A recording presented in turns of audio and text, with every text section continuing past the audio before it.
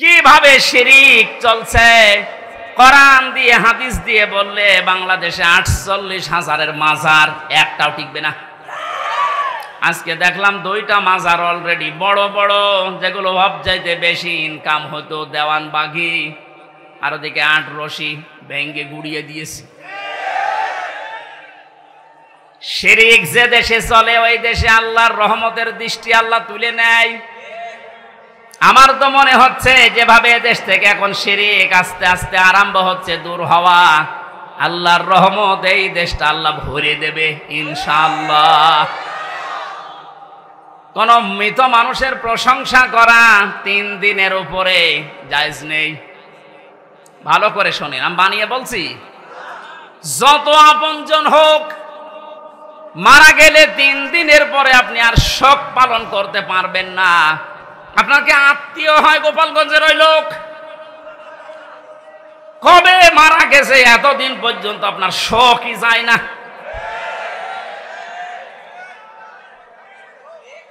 আপনাকে রাগ হয়ে গেল, তাহলে হাদিস কেটে বাদ দিয়ে দিন।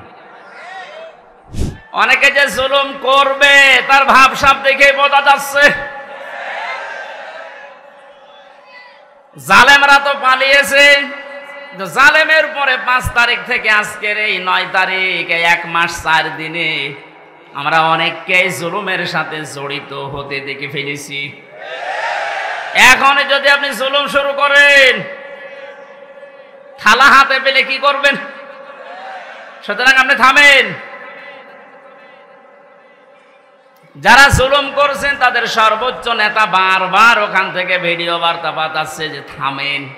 এরপরও যদি আপনি সংশোধন না হন, আপনারও কপালে জালেমদের মতো আগুন লাগবে। আমি আর নিচে নামলাম না। তো জানা শোনার পরে জালেমের পক্ষে সাফাই গায়, জালেমকে সাহস দেয়। নবীজি জানিয়েছেন, তিরমিজি শরীফের হাদিস, কেউ যদি জেনে শুনে জালেমকে সাপোর্ট দেয়, তার পক্ষ নেয়, তাকে ভালোবাসে, সহযোগিতা করে, ও নবীর উম্মত থেকে বের হয়ে যায়।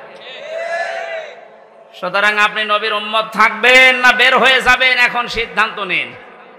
যেহেতু জালেমদের প্রতি বরদোয়া, জালেমদের প্রতি মামলা কার? ছোটখাটো জালেম যারা আছেন এখনই তওবা করে ফিরে আসেন। আমার বংশ, আমার বাড়িতে এই যে এবি থানা, আগে সদর থানায় ছিল, এখন এবি থানা, হালসা না আটাবিরা ফিটা। বংশের 100 জনের 98 জন আওয়ামী লীগ করত। ওরা আমার মনে হয় যে শক্ত আওয়ামী লীগ। ওরা বঙ্গবন্ধুকে মনে করতো সেকেন্ড নবী। 5 তারিখের পরে বিকাল আসতে আসতে আমার কল দিয়ে বলছে, বাবাজি আমরা সব পাল্টিয়ে গেছি। পাল্টিয়ে গেছে মানে এখন আমরা সব জামাত ইসলামী করি। কিসের জামাত? আপনি যা করেছেন এই 15.5 বছর আগে ওটা শোধ হবে, এরপরে জামাত ইসলাম। পৃথিবীর কোন সৃষ্টি যদি আল্লাহর চাদর নিয়ে টান দেয়, আল্লাহ তাকে জমিনে আছাড় দিয়ে অপমান করে। এর বাস্তব প্রমাণ এই 5 তারিখের আগে জালেমরা ধরাকে সারা জ্ঞান করে এমন কোন বিষয় নেই, বিভাগ নেই যেখানে ওরা অহংকার আর তাকাব্বুরি, বড়ত্ব দেখায়নি। আল্লাহ পাক ধরেছেন এমন কায়দায়, ওয়ালাহুম আযাবুম মুহিন। চ্যানেলটি সাবস্ক্রাইব করে আমাদের সঙ্গেই থাকুন।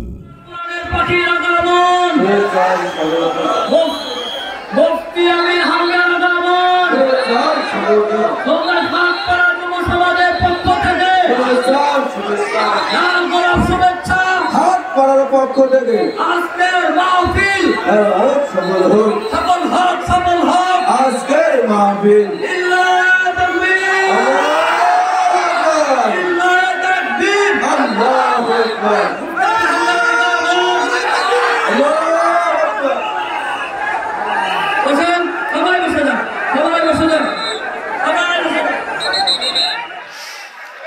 আলহামদুলিল্লাহি রাব্বিল মাশরিকাইনি ওয়া রাব্বিল মাগরিবাইন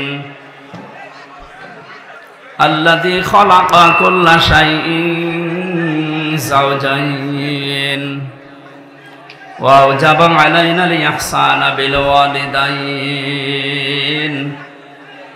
ونشهد أن لا إله إلا الله وحده لا شريك له وأشهد أن محمدا عبده ورسوله سيد الكونين صلى الله عليه وعلى آله وصحبه وأتباعه أجمعين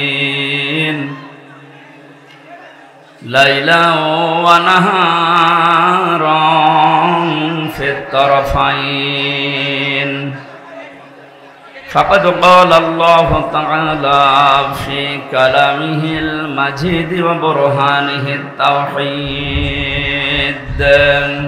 أعوذ بالله من الشيطان الرجيم بسم الله الرحمن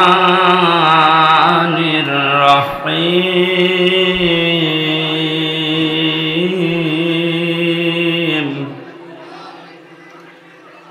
تبارك الذي بيده الملك وهو على كل شيء قدير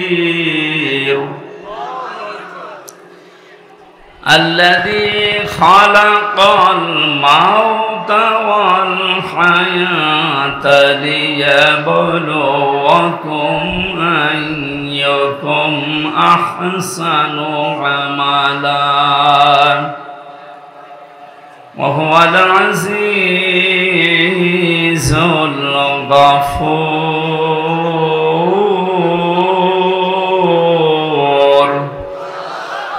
صدقت يا ربنا اللهم صل على سيدنا مولانا محمد وعلى آل سيدنا مولانا আমাদের প্রভু এক নবীর উম্মত জীবন বিধান ওই শিবানী পুরাণ তবে কেন এখনো হে মুসলমান এক হও করিয়াও বান আলহামদুলিল্লাহ। প্রাণপ্রিয় জেলা কুষ্টিয়া ভেড়ামারা থানার অন্তর্গত ১৬দা ঘাটপাড়া জামে মসজিদের উদ্যোগে মহাবিশ্বের মহাবিশ্বয় আমাদের মালিক আমাদের মনিব মহান রব্বুল ইজ্জাত আল জালালের মুখের পবিত্র বাণী কোরআন কারীম তাফসীরুল কোরআন মাহফিলের স্বনামধন্য সভাপতি বিশিষ্ট আইনজীবী আমাদের জেলার কৃতি সন্তান অ্যাডভোকেট মোহাম্মদ তৌহিদুল ইসলাম আলম দামাদ বারকাতুহুমুল আলিয়া বলেন আমিন।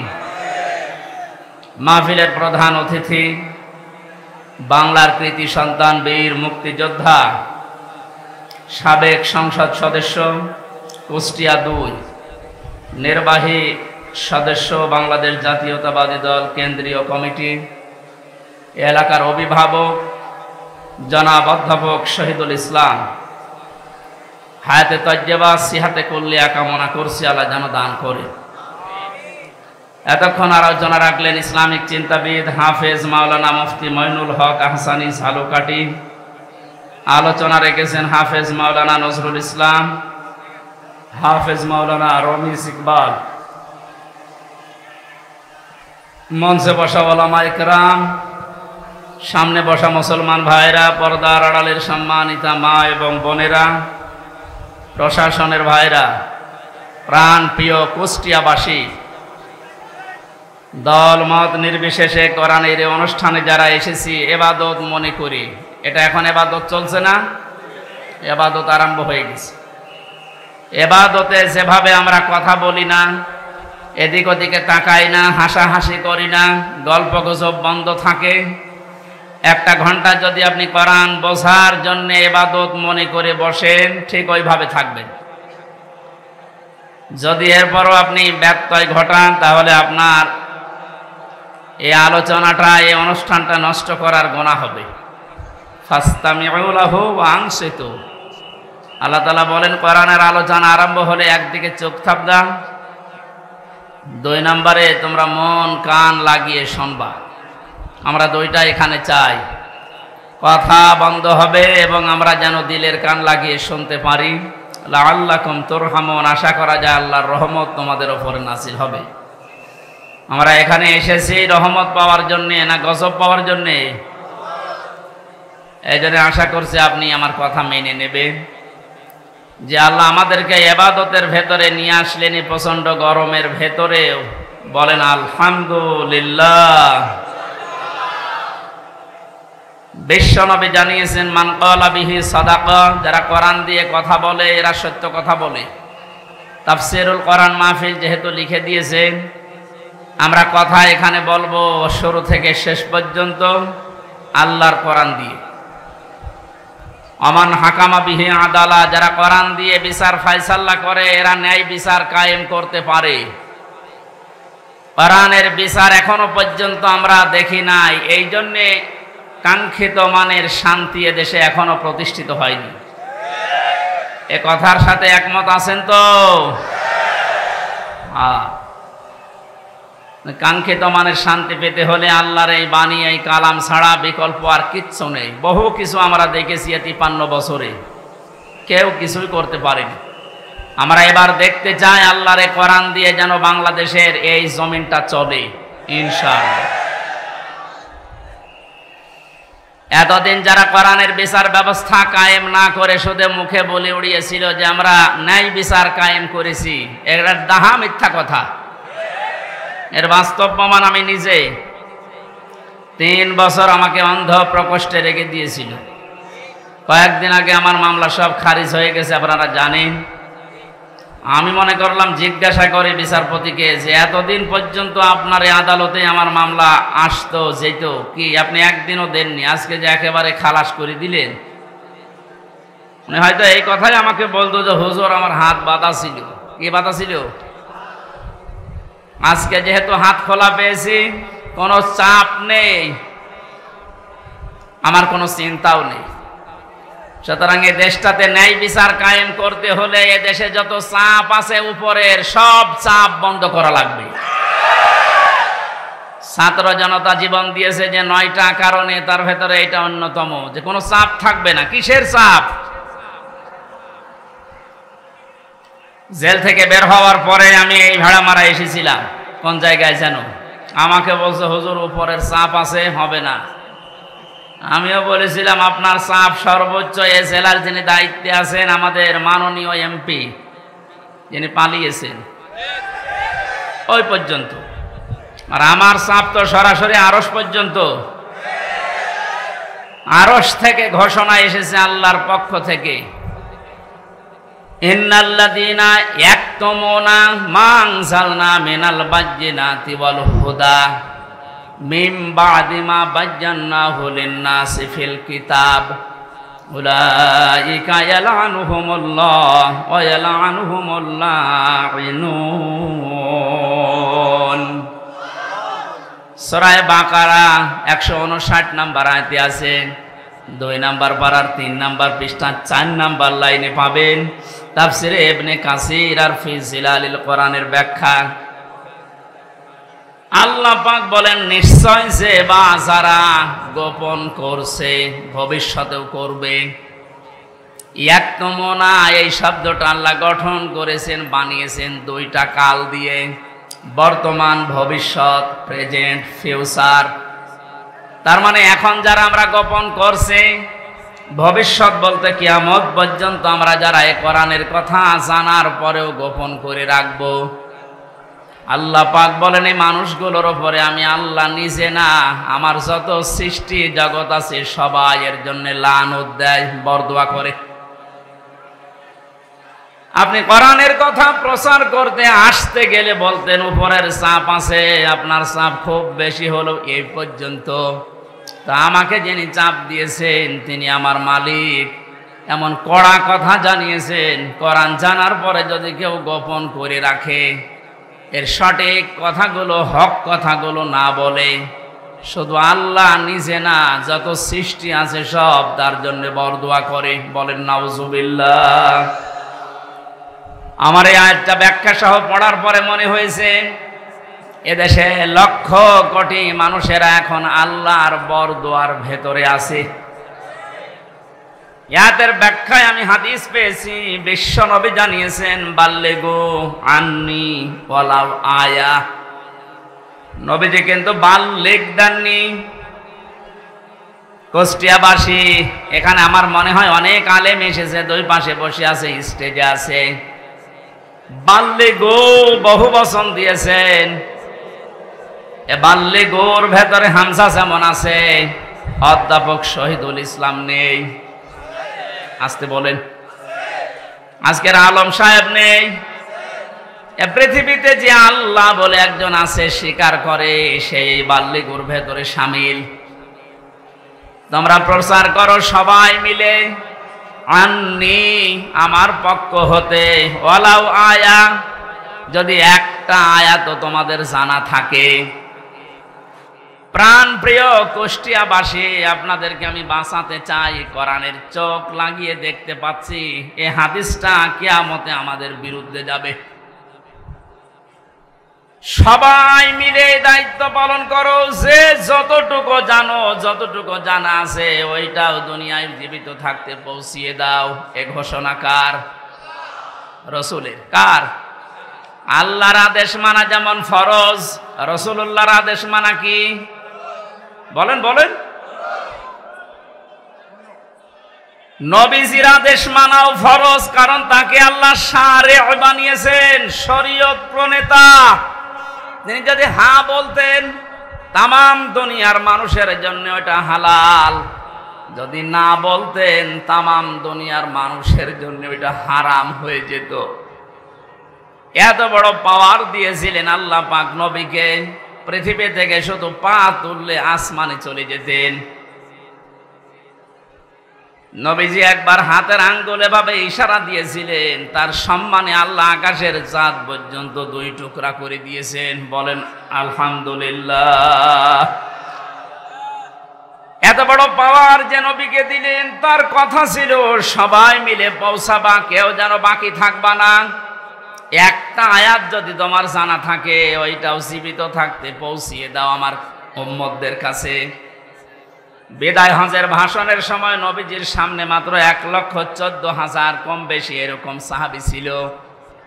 নবীজি জানিয়েছিলেন, আজকে যারা উপস্থিত আছো, যে মানুষগুলো আমার সামনে নেই, কিয়ামত পর্যন্ত দুনিয়ায় যারা আসবে, আজকের এই 27টা পয়েন্টের কথাগুলো সব মানুষের কাছে পৌঁছিয়ে দেবে। সেই দায়িত্বর ভেতরে আমার যেমন, আপনি যতটুকু জানেন আপনারও ওই রকম। এটা ফরজ মনে করে যদি আজ আমরা সবাই এই দায়িত্বটা নামাজের মতো পালন করতাম, যে যতটুকু জানি আমি প্রচার করব, বাংলাদেশে কোরআনের অনুষ্ঠানে কেউ বাধা দেওয়ার সাহস পেত না। কে বাধা দিত তখন? সবার দায়িত্ব এইটা। হামজার হয়তো একটু আয়ত্ত বেশি আসে কোরআনে, এজন্য বেশি প্রচার করবে। আপনি কিছু না হলেও কিছু তো জানেন। আপনি যদি জানেন যে কুল হু আল্লাহু আহাদ, এইটাই প্রচার করা আপনার নামাজের মতো ফরজ। এ পর্যন্ত বোঝাতে পেরেছি? এক কথা বলেন না কেন? আজকে থেকে দায়িত্ব শুধু আলেমদের। বলেন, যে যতটুকু জানেন ওইটাই প্রচার করবেন, তাহলে এই দেশে কেউ আর কোরআন প্রচারে বাধা দেওয়ার সাহস দেখাবে না ইনশাআল্লাহ। আমরা আল্লাহ এবং তার সৃষ্টি জগতের বরদোয়া থেকে, গজব থেকে, লানত থেকে বেঁচে থাকতে পারবো। পক্ষান্তরে অপর পৃষ্ঠায় আল্লাহ জানিয়েছেন, কোরআনে কারিমের জ্ঞান থাকার পরে যদি কোনো মানুষ দুনিয়ার কোনো স্বার্থ পেয়ে সিদ্ধির কারণে গোপন করে রাখে, আমান আযলামু মিম্মান কাতামা শাহাদাতান ইনদাহু মিনাল্লাহ ইলা আখিরি আয়া। সূরা বাকারা প্রথম নাম্বার পারার 20 নাম্বার পৃষ্ঠার 13 নাম্বার লাইনের 140 নাম্বার আয়াতের প্রথম অংশে আছে। এটাই ইবনে কাসিরে পাবেন। আমি ব্যাখ্যা সহ বলতে গেলে অনেক সময় লাগবে, এই জন্য সামারাইজ করে করে শেষ করছি। আসলাম দিয়েছেন আল্লাহ, এটা সুপারলেটিভ ডিগ্রি বলা হয় ইংরেজিতে। এর চাইতে ভয়ঙ্কর শব্দ আর নেই আরবিতে। আল্লাহ বলেন, পৃথিবীর বড় জালেম দেখতে চাও? এই পৃথিবীতে সবচাইতে বড় জালেম আল্লাহর কাছে ওই লোকটা যার কাছে কোরআনের জ্ঞান থাকার পরেও দুনিয়ার কোনো স্বার্থ পেয়ে গোপন করে রাখে। আর আমার তো মনে হয় বাংলাদেশে এই চরিত্রের মানুষ বেশি। এ জেলায় নেই, এখানে হাত তোলেন তো।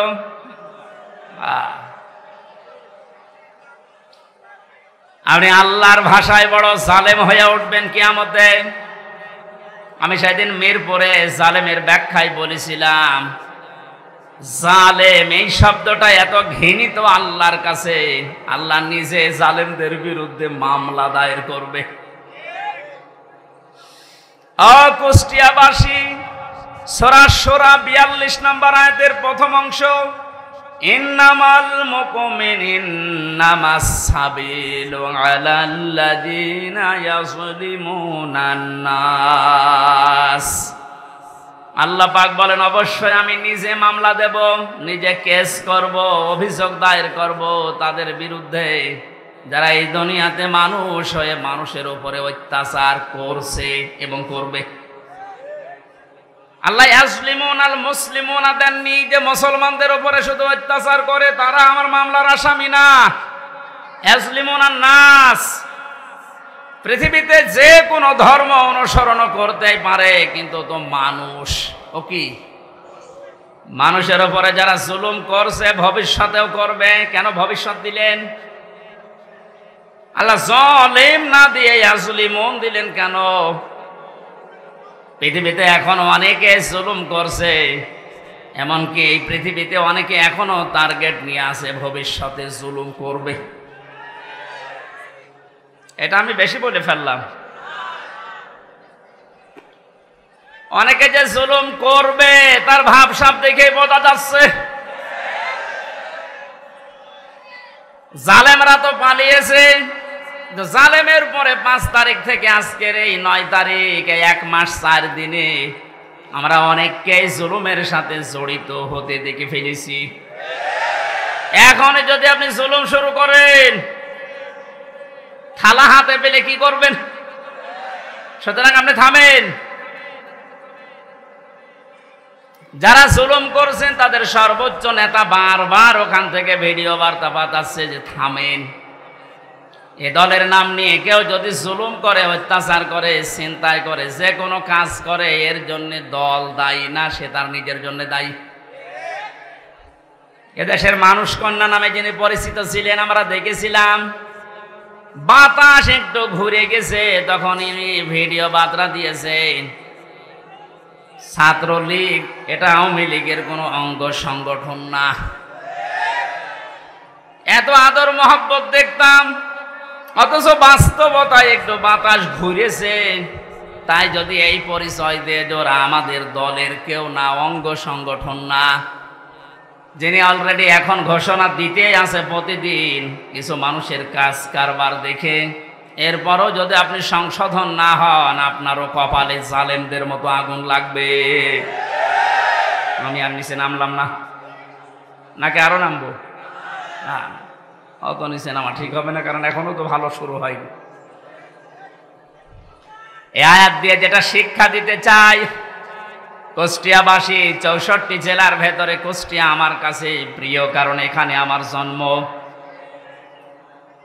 সব জেলার চাইতে আপনাদেরকে বেশি ভালোবাসে একটু, কারণ এখানে আপনাদের সাথে আমার সম্পর্ক একটু বেশি। কথা বলেন ঠিক কিনা?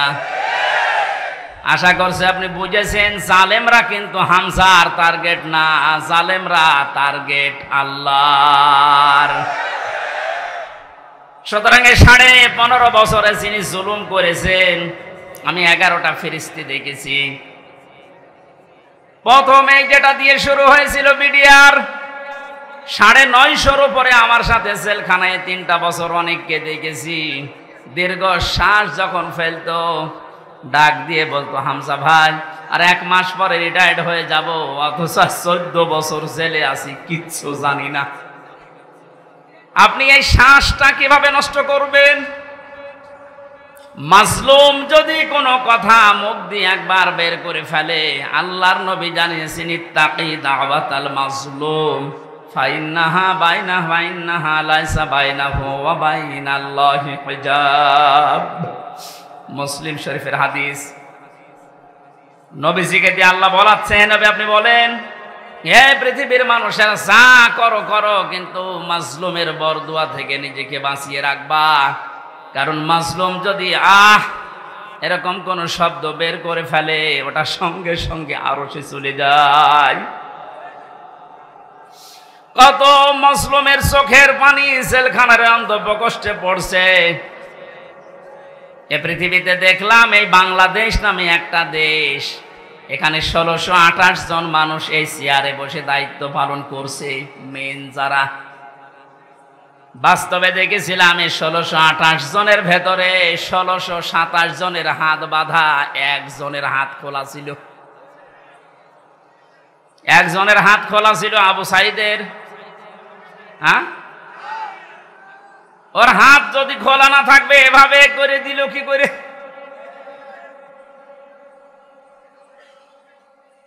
হাইকোর্টের বিচারপতি পর্যন্ত যদি বলে যে না, হামজার মামলা, মামুনুল হকের মামলা হবে না, উপরের নির্দেশ, তোর চেয়ারে বসে থাকার দরকার কি, তুই ভ্যান চালা।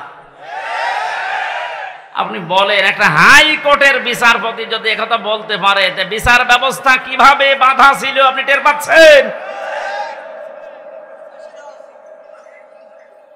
একটা দেশ কত বড় দুর্নীতিগ্রস্ত হয়ে গেলে জাতীয় মসজিদের ইমাম পর্যন্ত পালিয়ে যায়।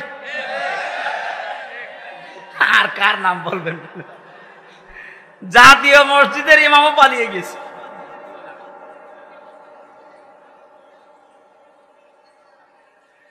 কুষ্টিয়াবাসী, আমি আবার বলছি যে মানুষগুলো এই 1628 জন, এদের দোসর যারা, সব আল্লাহর মামলার আসামি। বাদী যত বড় হয় মামলা তত কঠিন হয়। আমার মামলায় সরাসরি যেহেতু রাষ্ট্রবাদী ছিল, এজন্য বহু চেষ্টা করার পরও কিছুই হয়নি। এ মামলাটা 31 বার উঠেছে, সিএমএম কোর্ট, জজ কোর্ট, হাইকোর্ট মিলে, হবে না। অথচ এই মামলায় যদি সাজাও লাগিয়ে দেয়, 3 মাসের বেশি সাজা হয় না। 3টা বছরের ভেতরে এ কঠিন অবস্থায় ফেলে দিয়ে আপনি কি করলেন? বিচার ব্যবস্থাকে একেবারে ধ্বংস করা ফেলা হয়েছিল। আহ্বান জানাবো, এখন যারা দায়িত্বে আছেন, সংস্কার যেহেতু আরম্ভ হয়ে গেছে, আর এই জন্যেই এতগুলো মানুষ জীবন দিয়ে গেল, সুতরাং সকাল আসতে আসতে যেন আমরা শুনি এই 1628টা চেয়ারে নতুন মানুষ এসে বসেছে।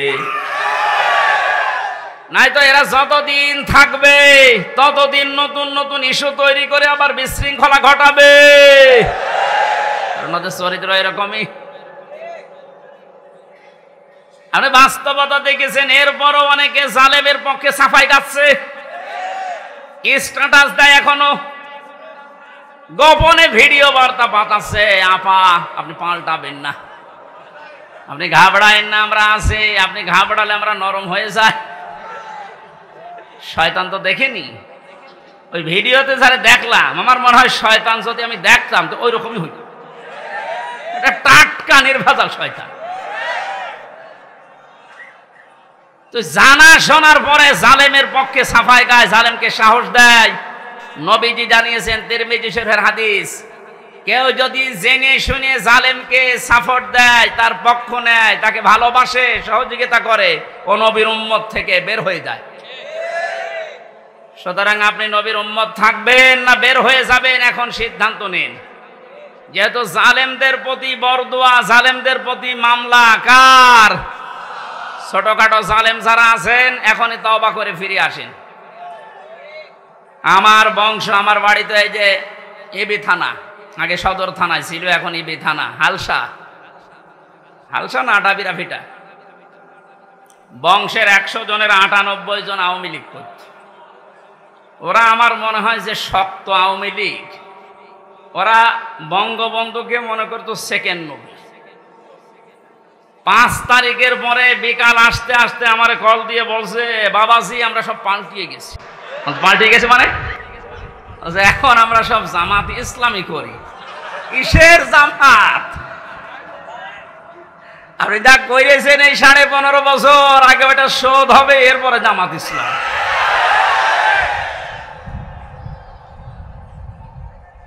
না তারপরেও এরা যা সেকেন্ডে পাল্টিয়েছে, চলিয়েছে।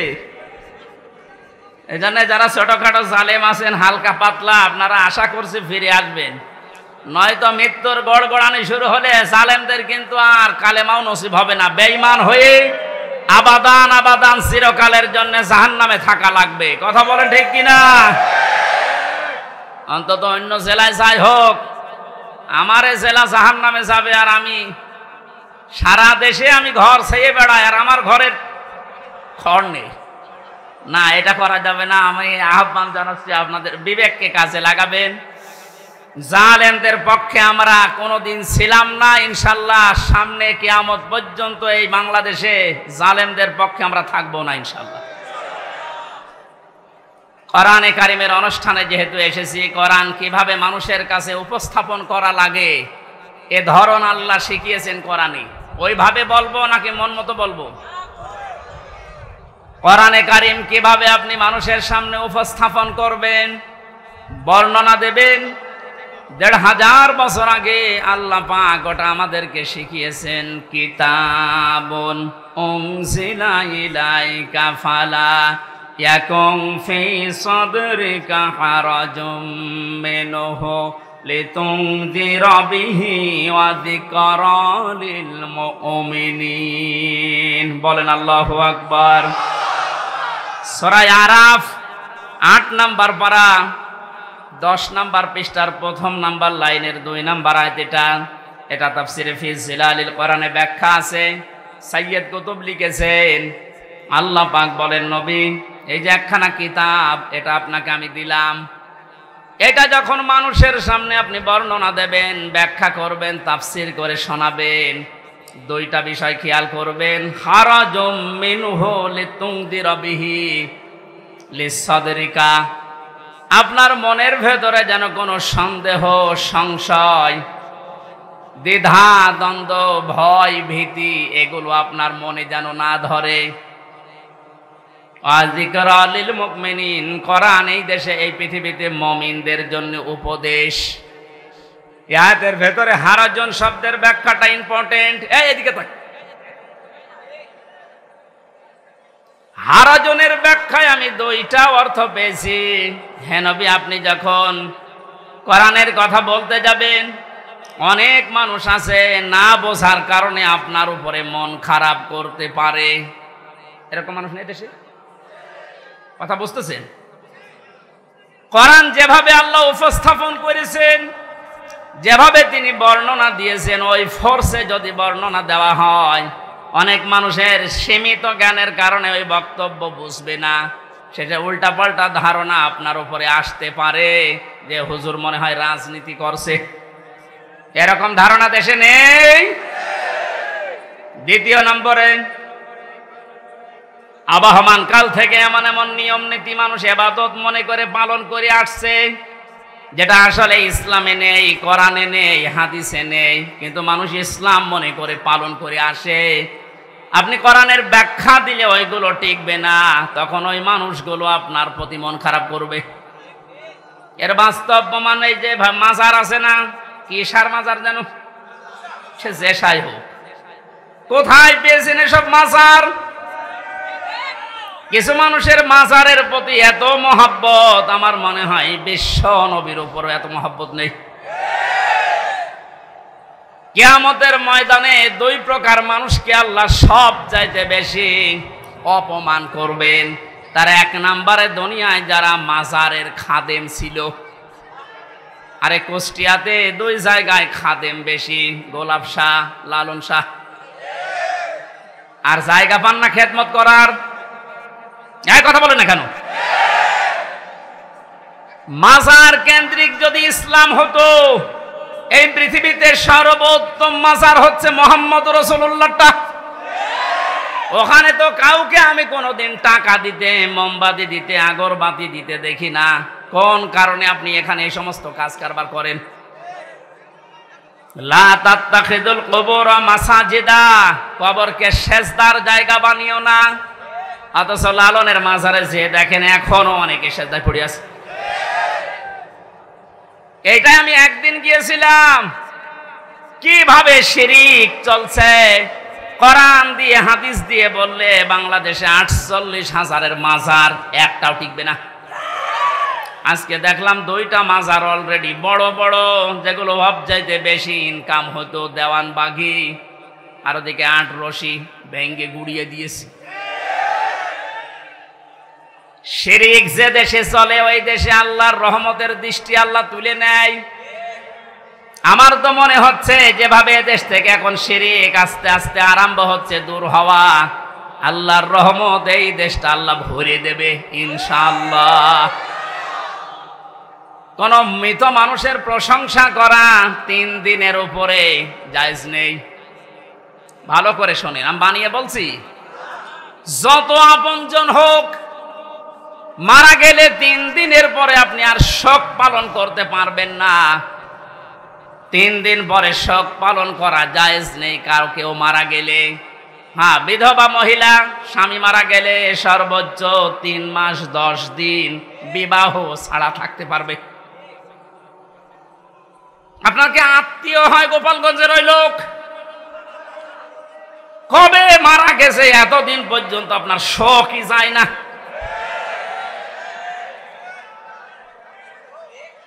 আপনাকে রাগ হয়ে গেল?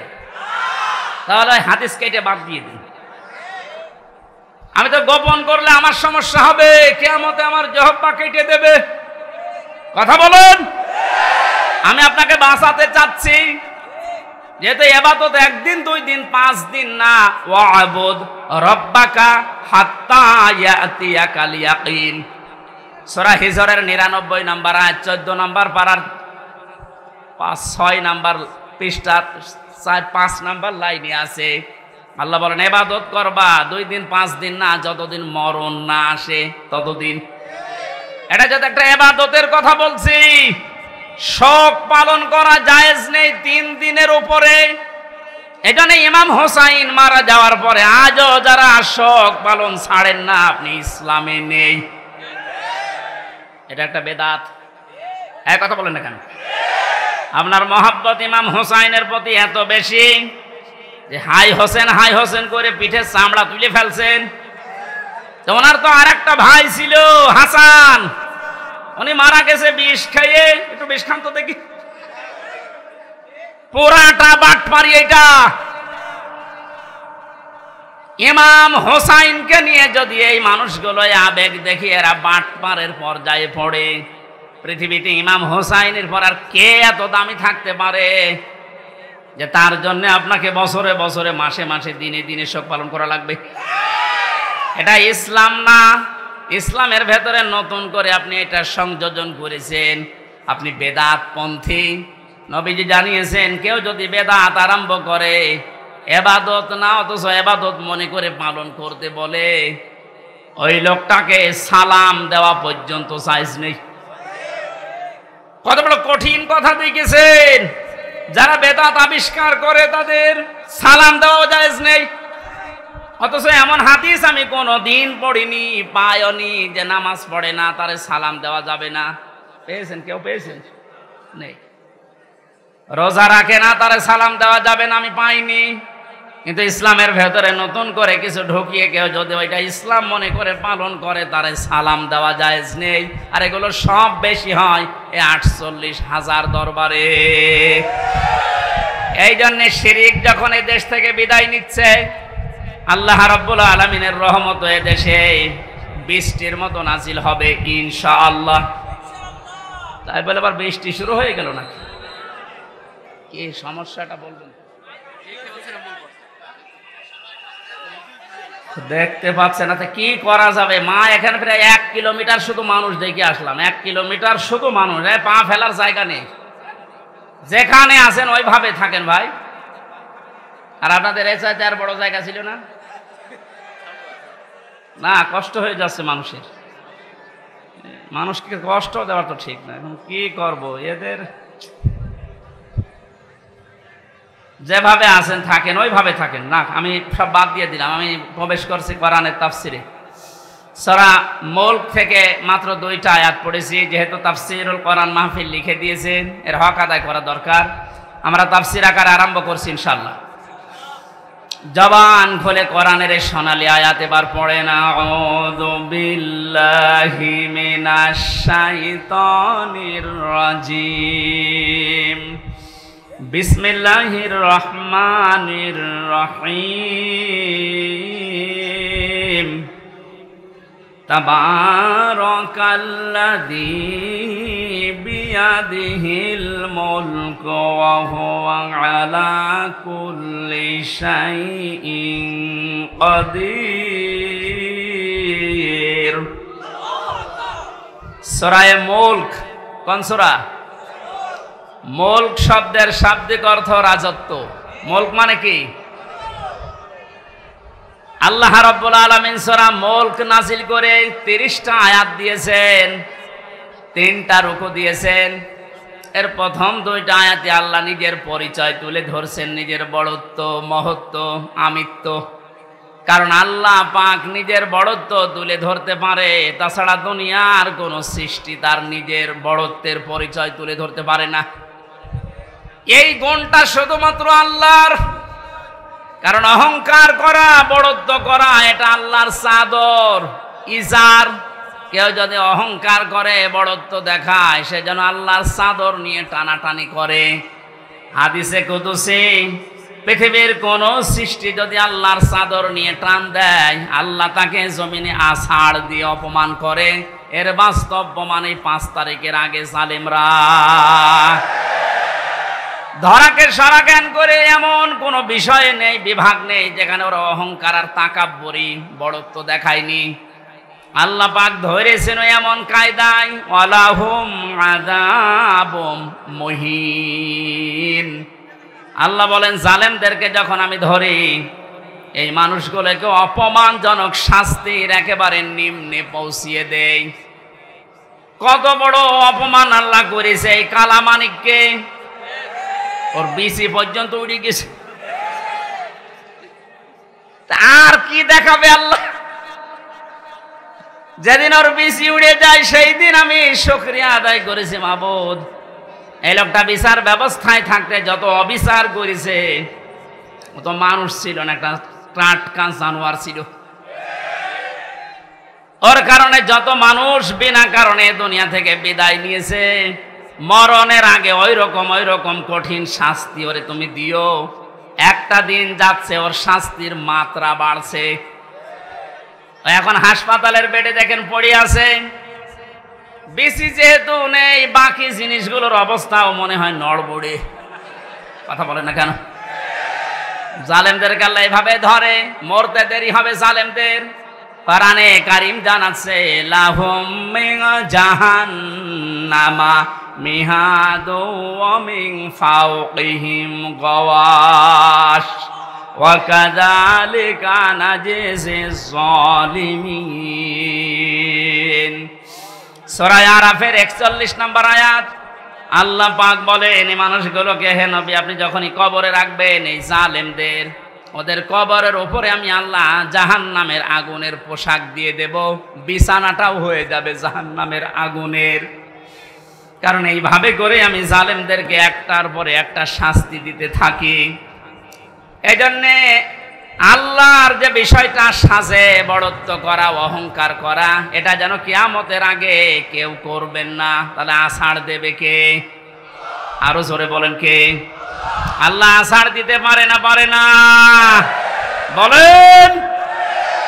আরো দেখবেন কি আষাঢ় দেবে আপনাকে। আর 5 তারিখের আগেও আপনার যে দাপট ছিল, 5 তারিখে বিকাল 5টা বাজতে বাজতে আল্লাহ একেবারে মাটির সাথে মিশিয়ে দিয়েছে।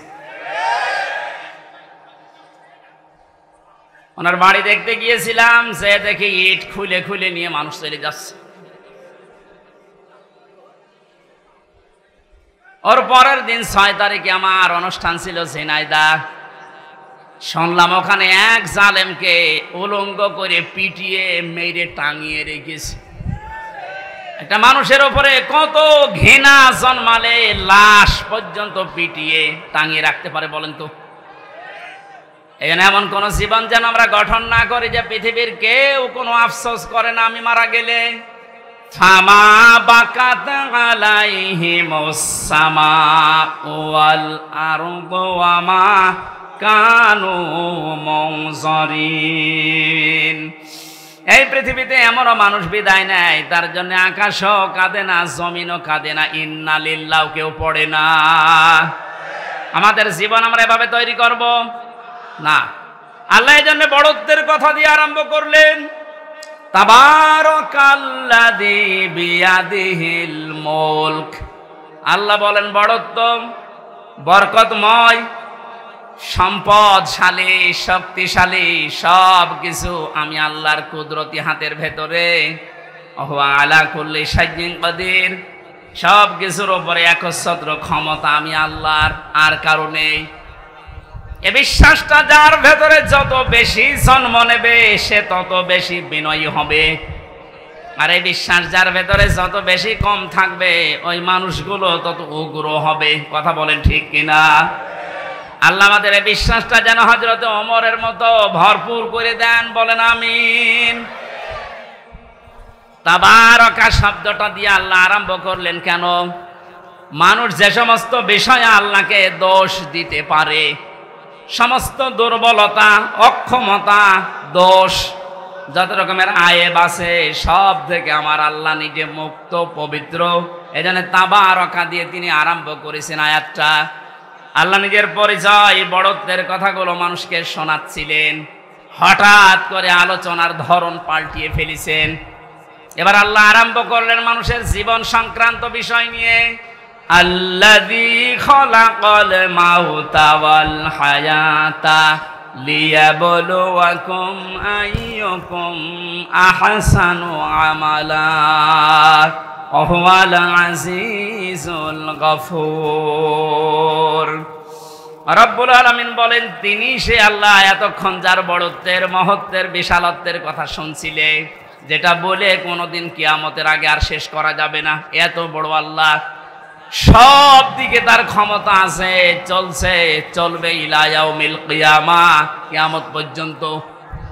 এবার আল্লাহ আস্তে করে আলোচনার ধরন পাল্টিয়ে তিনি বললেন তিনি সে আল্লাহ যিনি তোমাদের মউত আর হায়াত বানিয়েছেন, যেন তিনি পরীক্ষা করতে পারেন তোমাদেরকে, তোমাদের ভেতরে কে সবচাইতে বেশি ভালো কাজ করে তার কাছে যেতে পারে।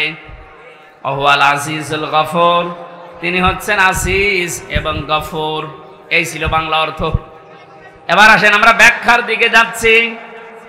আল্লাহ বানিয়েছেন সর্বপ্রথম মানুষের মউত, তারপরে হায়াত। আল্লাহ হায়াত না বলে আগে মউতের কথা কেন দিলেন?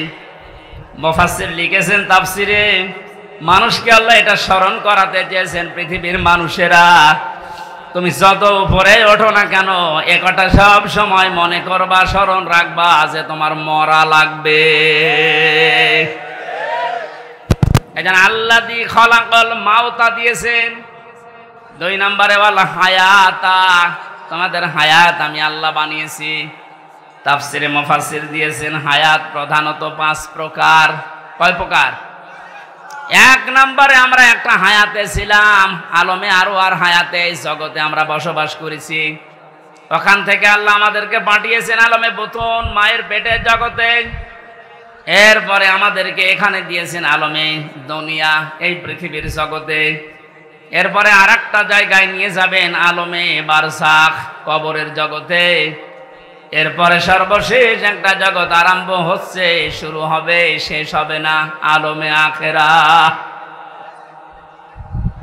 তাহলে মওত আল্লাহ আগে দিয়েছেন স্মরণ করাতে যে বান্দা চাই করো মরা লাগবে। হায়াত আল্লাহ 5 প্রকার বানিয়ে 2টা আমাদের থেকে বিদায় নিয়েছে, সামনে 2টা আছে, আমরা মাঝখানেরটায় আছি।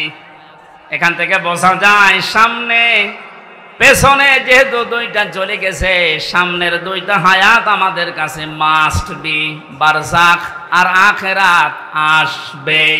কথা বলেন ঠিক কিনা? যেহেতু মাঝেরটা আছে, এ জগতের কাজ হচ্ছে লিয়াবলুয়াকুম, তিনি তোমাদেরকে পরীক্ষা করতে চান।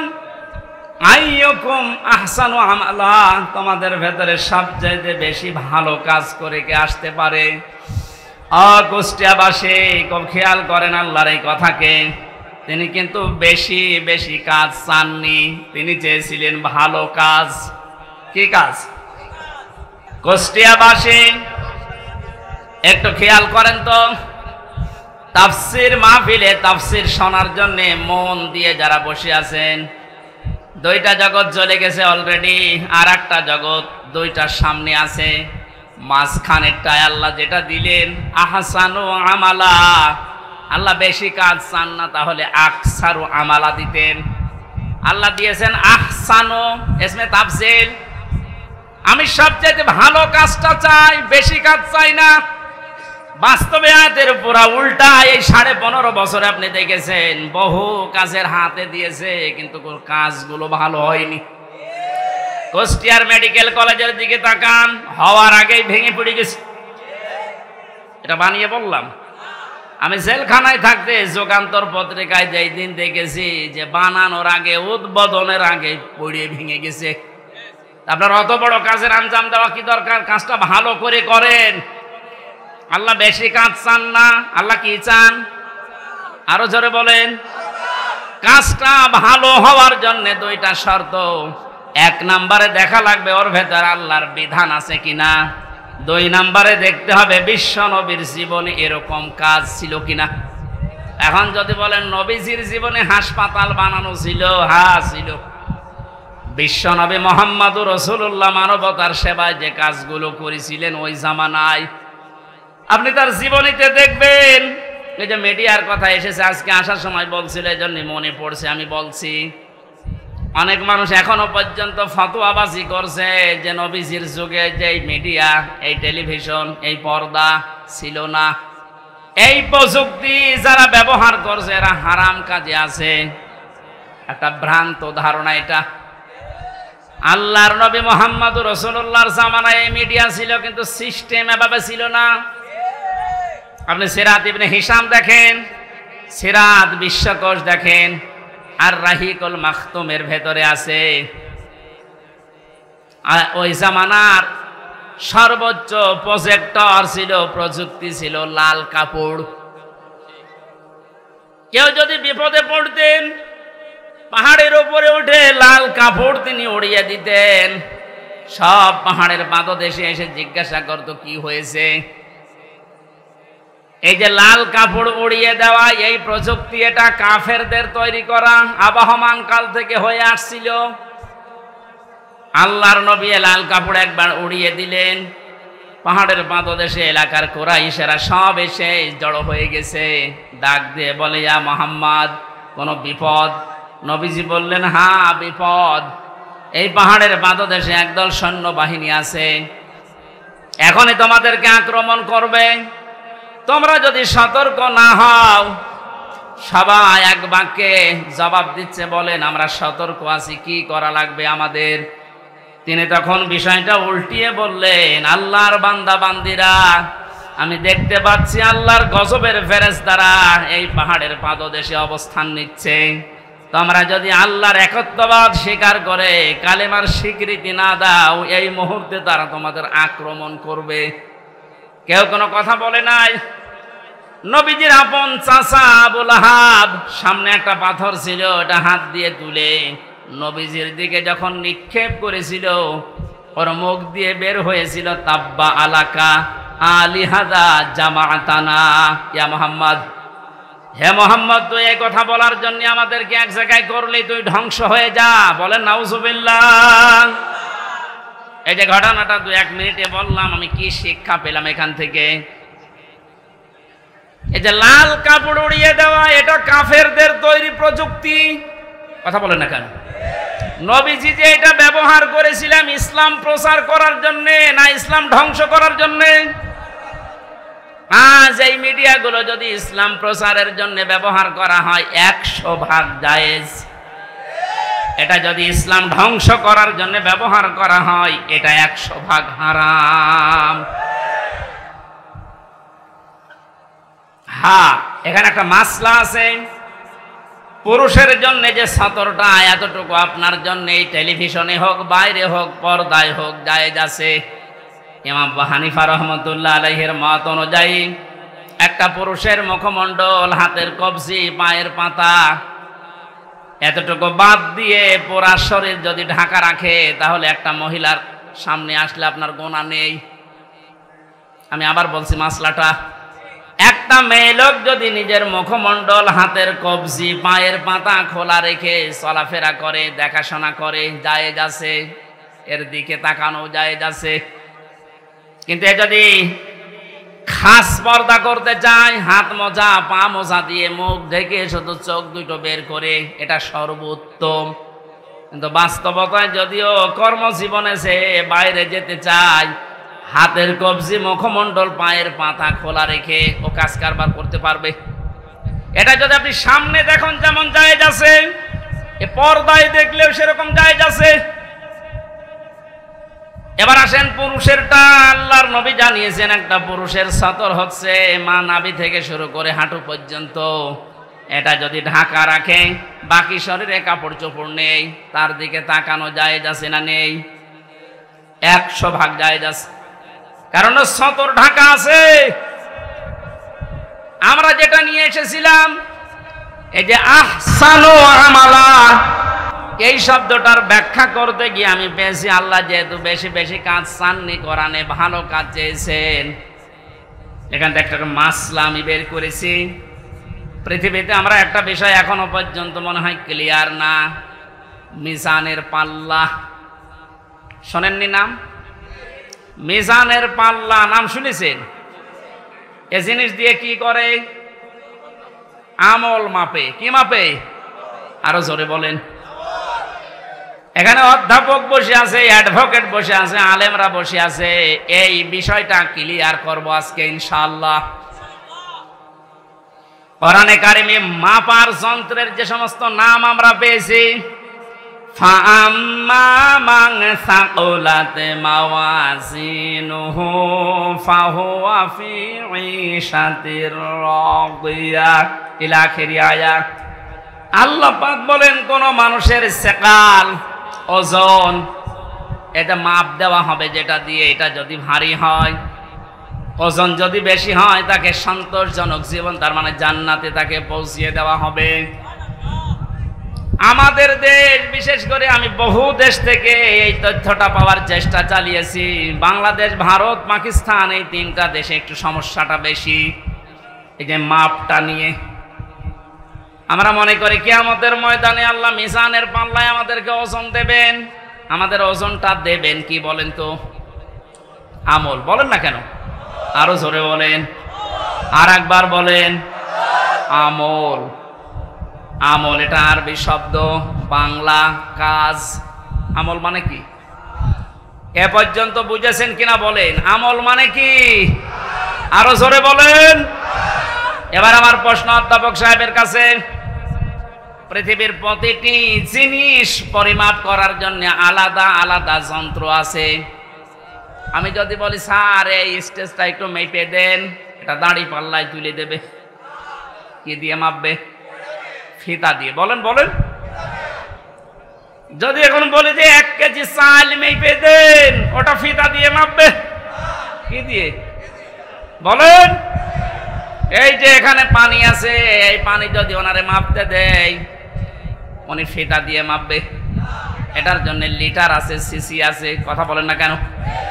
দুনিয়ায় যত জিনিস দেখবেন, প্রতিটি জিনিস পরিমাপ করার জন্য আলাদা আলাদা যন্ত্র আছে।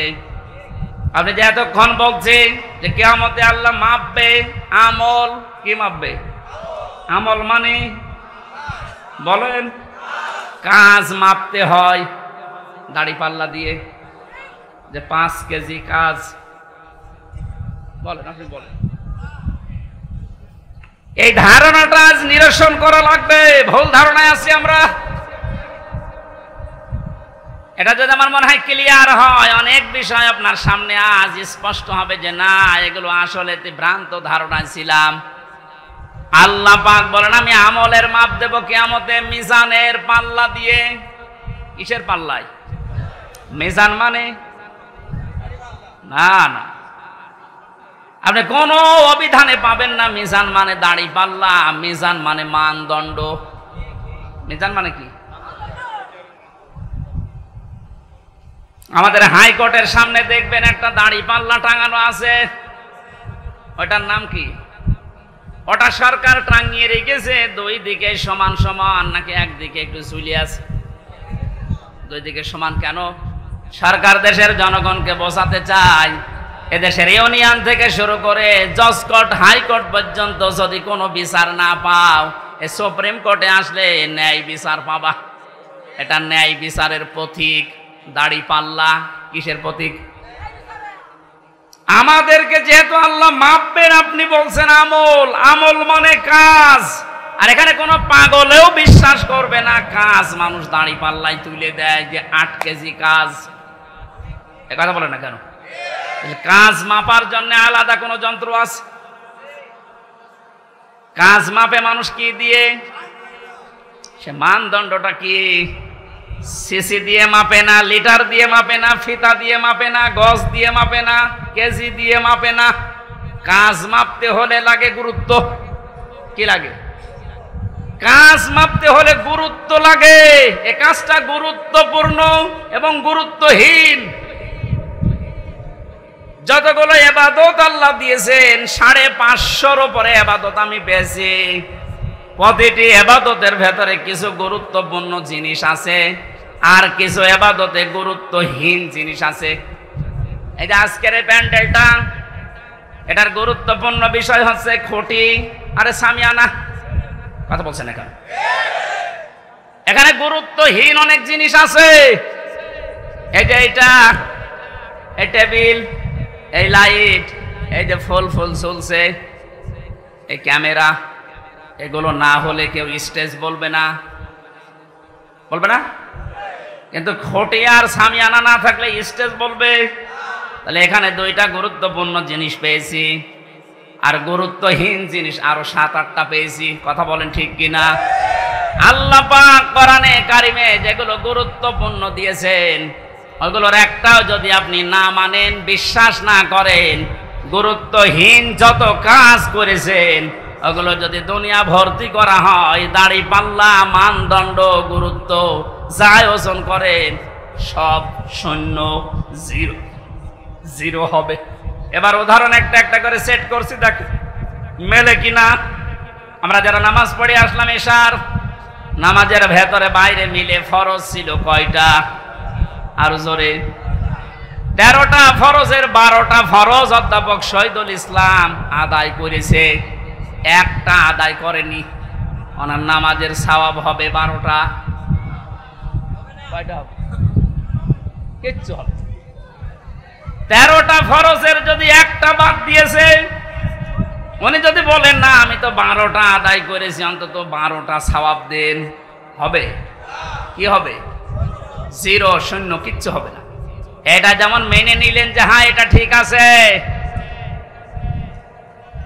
আপনার বাস্তবতার সাথে কিন্তু এটা মিলছে না। না, আমি 12টা আদায় করলাম, একটা করি নাই, আমার 12টা সওয়াব দেন। আপনি এখানে জোর করতে পারবেন আল্লাহর সাথে? বলেন। কারণ গুরুত্বপূর্ণ জিনিস, এ খুঁটি না থাকলেও এটা স্টেজ না, এ সামিয়ানা না থাকলেও স্টেজ না। হ্যাঁ, ওয়াজিব আছে, যেটা যদি কেউ ভুল করে 1টা 2টা, তাহলে তারা জরিমানা দেওয়া লাগে, সসেজদা দেওয়া লাগে, এটা দিলে আবার পূর্ণ হয়ে যায়। কিন্তু যেটা খুঁটি আর সামিয়ানা, এটা যদি আপনার জীবনে না থাকে, কেউ এটাকে স্টেজ বলবে না। কিন্তু 4 কাপ না থাকলে স্টেজ বলবে না, এটা না থাকলে স্টেজ বলবে না। এই কথা বোঝেন? এখান থেকে আপনি মাপেন। জীবনে গুরুত্বপূর্ণ কাজ আল্লাহ এই কোরআনে দিয়েছেন 500। একটা নামাজ, একটা রোজা, একটা হজ, একটা যাকাত, এভাবে 500টা আপনি একটা একটা করে কোরআন থেকে বের করেন। এর ভেতরে দেখবেন একটা আছে, এই পৃথিবীতে আল্লাহর দিন কায়েম করা লাগবে। নামাজ পড়া যদি আপনার কাছে রাজনীতি মনে না হয়, রোজা রাখা যদি রাজনীতি মনে না হয়, দিন কায়েমের কথা যারা বলে এটা রাজনীতি যদি মনে হয়, আপনার একটা খুঁটি বাদ চলে গেছে। যান আপনি এবার মাপ দেন তো দেখি আপনি কয়টা সাপ পান। আপনি আমল মাপতে এসেছেন, ও মনে করে মিজানের পাল্লা মানে দাড়ি পাল্লা, এদিকে 10 কেজি ছাওয়াব তুলে দেব, এদিকে 8 কেজি গোনা তুলে দেব, মাঝখান থেকে 2 কেজি বেশি। এক লোক আর শুনেছিল যে কোরবানির পশমে পশমে ছাওয়াব হয়, ওর সমর্থ ছিল না, গরু চুরি করে এনে কোরবানি। ইমাম সাহেব তাহাজ্জুদের নামাজ পড়তে উঠে দেখছে গরু নিয়ে যাচ্ছে, এই কোথায় পেলি? ও চুরি করে নিয়ে যাচ্ছে। কি হবে? কোরবানি দেব। কোরবানি দেবে তাও চুরি করে, বেশি চিল্লাবেন না, আপনার ফতোয়ায় আমি পালন করছি। গত সময় আপনি বললেন যে কোরবানি দিলে এরকম এরকম সওয়াব হয়, প্রতি পশমে পশমে নাকি। আমার তো উপায় নেই, সামর্থ্য নেই, করব কি? সওয়াব থেকে বঞ্চিত হতে পারবো না, চুরি করে নিয়ে আসলাম গরু। কালকে সকালে কোরবানি জবাই করব। চুরি করলে গোনা হয় আমিও জানি, এই যে কোরবানি দেব সওয়াব হবে, পশমে পশমে নাকি হবে। সওয়াব আর গোনা যদি কাটাকাটি হয়ে যায়, মাঝখানে গোশত খাবো ফাও। বাংলাদেশে অনেক মানুষের চিন্তা চেতনা এখন এইরকম। 500টা ফরজ বিধান আমল, এর 499টা করে, আর একটা কথা শুনলে তখন জঙ্গি, জিহাদ, রাজাকার উল্টাপাল্টা নাম দেয়। উনি যদি 12টা ফরজ আদায় করে একটা আদায় না করে সওয়াব না হয়, 0 হয়, 0 হয়, আপনার জীবনের আমল আল্লাহ যেদিন মাপ দেবে, গুরুত্বের ভিত্তিতে গুরুত্বপূর্ণ কাজ করেননি, গুরুত্বহীন কাজ করে ভরে রেখেছেন, আপনিও 0 হবেন, 0 হবেন। আল্লাহ ভালো কাজ দেখতে চেয়েছেন, আর ভালো কাজ এই 500-র উপরে দুনিয়ায় আর নেই। এখন যদি 500 আয়াতের ব্যাখ্যা ভালো কাজগুলো একটা একটা করে করা হয়, আমি যতগুলো ভালো কাজ দুনিয়ায় কোরআন থেকে বের করতে পেরেছি, একটা বই আছে, আমি জেলখানার ভেতরে, এটিএম আজহারুল ইসলাম সাহেব আমাকে পাঠিয়েছিল যে হামজা এটা পড়ো, খুব গুরুত্বপূর্ণ তথ্য এর ভেতরে আছে। সৌদি আরবের লেখক একজন, প্রোডাক্টিভ মুসলিম। এ বইটার ভেতরে ইংরেজিতে করা, আরবিতে করা ভার্সন দেওয়া আছে। পড়াটা পড়ে এই 3 বছরের ভেতরে মনে হয় 7-8 বার আমি শেষ করেছি। এখান থেকে যে তথ্যগুলো পেয়েছি তার অন্যতম এইটা, কোন মানুষ যদি ভালো কাজ করতে চায়, কোরআনের উপরে দুনিয়ায় কোনো ভালো কাজ, আরো জোরে বলেন, আমানা আমিলা বিহি উজিরা, যারা কোরআন দিয়ে কাজ করবে এদের কাজের পুরস্কার আল্লাহ নিজে দেবেন। জোরে বলেন আল্লাহু আকবার। তাহলে নামাজ যেমন কোরআনে আছে, রোজা আছে, হজ আছে, যাকাত আছে, এই কোরআনে কারিমে আল্লাহর দিন কায়েমের কথাও আছে। এ কাজ যদি কেউ দুনিয়ার কাজ মনে করে ছেড়ে দেয়, আল্লাহ আহসান ওয়া আমালার ব্যাখ্যায় আব্দুল্লাহ ইবনে মাসউদ, আব্দুল্লাহ ইবনে আব্বাস, রাইসুল মুফাসসিরিন বলা হয় যাদেরকে, এই মানুষগুলো ব্যাখ্যায় লিখেছেন, আমরা যেমন বুঝেছি ভালো কাজ, আমাদের চাইতে কোরআনে কারিম থেকে ভালো কাজ বেশি বুঝেছিল সাহাবীরা। কথা বলেন না কেন? হযরতে মুআজ মুআজ্জের দিকে তাকিয়েছেন, মাত্র 11 বছর 13 বছর, তারা কিন্তু আহসান ওয়া আমালা বুঝেছিল যে ভালো কাজ কোনটা। আমরা মনে করি ভালো কাজ মানে জিকির করা, ভালো কাজ মানে দরবারে যাওয়া, ভালো কাজ মানে জুব্বা গায়ে দেওয়া, পাগড়ি মাথায় দেওয়া, দস্তরখানা বিছিয়ে খাবার খাওয়া, হ্যাঁ ভালো কাজ। কিন্তু সব চাইতে ভালো কাজ আল্লাহর কাছে কোনটা, এটা আমাদের চাইতে ভালো বুঝেছিল সাহাবীরা। এই বলেন না কেন? বলেন, আরেকবার বলুন। তাকান তাদের দিকে, কি বুঝেছিল তারা? এতটুকু বয়সে আল্লাহর দিন কায়েমের জন্য নিজের হাঁটুর উপরে, পায়ের গোড়মোড়ের উপরে ভর করে উষা হয়েছে, যেন আমি জিহাদের ময়দান থেকে বাদ না পড়ি। তা আল্লাহর দিন কায়েমের জন্য এত চেষ্টা চালিয়েছে যে এইটাই ভালো কাজ। আর আমরা এখান থেকে যত পিছোতে পারি, ফাঁকি দিতে পারি, তত নিজেকে ধন্য মনে করছি। আহুয়াল আজিজুল গফুর, আল্লাহ বলেন এই কাজ করলে 2টা নাম আমি ব্যবহার করলাম। তাহলে আমার আলোচনার বিষয় হচ্ছে পৃথিবীর যত ভালো কাজ আছে সব চাইতে আল্লাহর নিকটে ভালো কাজ হচ্ছে আল্লাহর জমিনে আল্লাহর এই বিধান পালন করা। কথা বলেন না কেন? এটা যতদিন পর্যন্ত রাষ্ট্রীয়ভাবে কায়েম করতে না পারবেন, ইচ্ছা করলেও আপনি ভালো কাজ করতে পারবেন না। এ কাজ করতে গিয়ে যদি ভুল ত্রুটি হয়ে যায়, কোনো দোষ ত্রুটি হয়ে যায়, আল্লাহ বলেন আমি আজিজুল গফুর, আমি তোর জন্য গফুর হয়ে দেখা দেব, অপরাধগুলো মাফ করে দেব। আর যদি ফাঁকি দেওয়ার চেষ্টা চালাও, মানুষকে ধোঁকা দিয়ে বোকা বানিয়ে, আমি আল্লাহকেও যদি ধোঁকা দিতে চাও, আমি কিন্তু আজিজ, পরাক্রমশালী।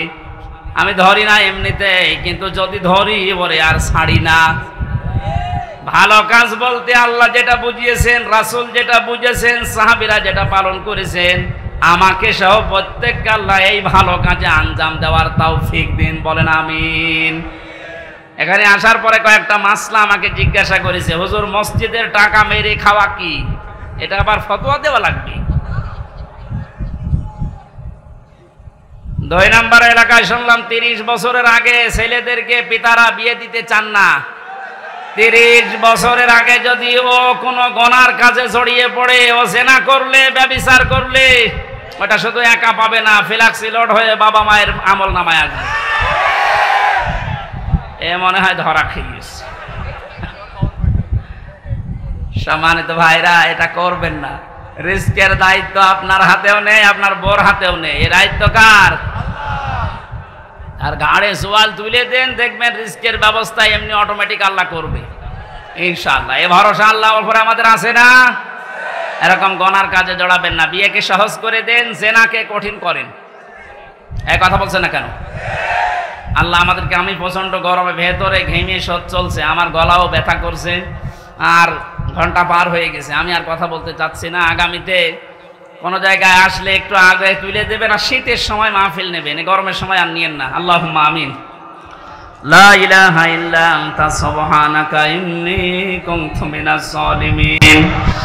ও মাবুদ, আমার প্রাণ প্রিয় জেলা কুষ্টিয়া ভেড়ামারা থানার অন্তর্গত ষোলদা ঘাটপাড়া যুব সমাজের উদ্যোগে কোরআনে কারিমের এই অনুষ্ঠানে হাজার হাজার মানুষ আমরা হাজির হয়েছি কোরআন শোনার জন্য। এত ব্যস্ত যারা, এই মানুষগুলোকে কোরআনের হেদায়েত দিয়ে দাও। যত যুবকেরা মাহফিলের জন্য এই 9 দিনের ভেতরে শ্রম দিয়ে এটা খাড়া করেছে, দাঁড় করিয়েছে, এ মায়েদেরকে, যে মা এই সন্তানদেরকে পেটে নিয়েছে, ওই মায়ের পেট খাদিজার মতো বানিয়ে দাও। মা বোনদেরকে তুমি খাদিজার মতো জীবন দান করো, রোগ শোক থেকে তাদেরকে বাঁচাও। এ মাহফিলের সম্মানিত সভাপতি তৌহিদুল ইসলাম, আল্লাহ তাআলা তোমার তাওহীদ নামের কারণে তাকে মাফ করে দাও, তার বাবা মাকে ক্ষমা করো, তার জীবনটা তুমি মেহেরবানি করে কবুল করে নাও। এ মাহফিলের প্রধান অতিথি আমাদের জাতীয় সংসদ সদস্য, সাবেক বাংলার কৃতি সন্তান, বীর মুক্তিযোদ্ধা, হাজার হাজার ছাত্রের উস্তাদ অধ্যাপক শহীদুল ইসলাম, তার জীবনের ভালো কাজগুলো কবুল করে নাও। অন্যায় কাজ যেগুলো করেছে আল্লাহ তুমি মাফ করে দাও। আল্লাহ তাআলা এই আসনের মাননীয় জাতীয় সংসদ সদস্য সাবেক ছিলেন জনাব আব্দুল ওয়াহিদ, তার কবরটা তুমি জান্নাতুল ফেরদাউস বানিয়ে দাও। যত মানুষ এলাকায় মাটির নিচে আছে, যারা ঈমান নিয়ে আছে, মাফ করে দাও রব্বুল আলামিন। আমার প্রাণ প্রিয় জেলা কুষ্টিয়া, এখানে কোনো জালেম যেন আর বসবাস করতে না পারে। আল্লাহ তুমি তাদেরকে দেখো। বাংলার জমিন থেকে যেভাবে তুমি জালেম বিতাড়িত করেছো, কিয়ামতের আগে কোনো জালেম যেন আর চেয়ারে বসতে না পারে। আমাকে মুক্ত জীবনে যখন ফিরিয়ে দিয়েছো, আল্লাহ আমার কণ্ঠটা তুমি ছেড়ে দাও, কোরআনের কথাগুলো সহজ সরল ভাষায় বলার তৌফিক আমাকে ভিক্ষা দাও। বারাকাল্লাহু লানা ওয়া লাকুম ফিল কোরআনিল আযীম। আহসানু আমালার ব্যাখ্যায় তুমি যেগুলো জানিয়েছো, সব চাইতে বড় ভালো কাজ তোমার দৃষ্টিতে তোমার দিন কায়েম করা, জীবনের শেষ দিন পর্যন্ত এই কাজে জড়িত থাকার তৌফিক দাও। বারাকাল্লাহু লানা ওয়া লাকুম ফিল কোরআনিল আযীম। এদেশটা দ্বিতীয়বার স্বাধীন করার জন্য যারা জীবন দিয়ে গেল, আল্লাহ এই ছাত্র ভাইদের ছাত্রী বোনদেরকে তুমি শাহাদতের মর্যাদা দিয়ে দাও। যারা অসুস্থ আছে এদেরকে শেফায়ে কামিলা আজেলা নসিব করো। সারা জীবন অপরাধ করে জীবনটা নষ্ট করে ফেলেছি, আমাদের অপরাধের দিকে তাকিও না, তোমার রহমতের দিকে। গফফার